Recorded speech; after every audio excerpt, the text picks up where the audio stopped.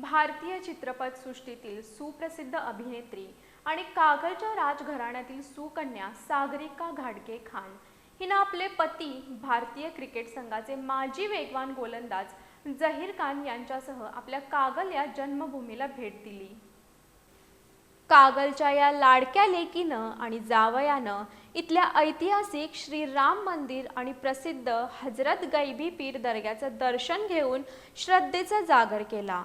कागल इथल्या शाहू महाराज घराण्यातील विजयसिंह घाटगे यांची कन्या असलेल्या सागरिकाचं बालपण याच नगरीत गेलंय।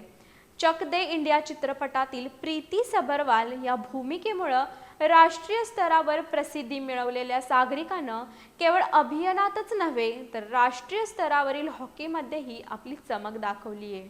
हिंदी, मराठी आणि पंजाबी अशा विविध भाषातील चित्रपटातून प्रेक्षकांच्या मनावर राज्य करणाऱ्या सागरिकानं भारतीय क्रिकेटचा दिग्गज खेळाडू झहीर खानशी विवाह केला। झहीर खान हे कागलचे जावई असल्यानं त्यांच्या या भेटीकडे संपूर्ण जिल्ह्याचे लक्ष वेधले। या दौऱ्यात सागरिका आणि झहीर खान यांनीही श्रीराम मंदिरात जाऊन दर्शन घेतलं। त्यानंतर त्यांनी हिंदू मुस्लिम ऐक्याचे प्रतीक असलेल्या गैबी पीर दर्ग्यात जाऊन चादर अर्पण करत दर्शन घेतलं।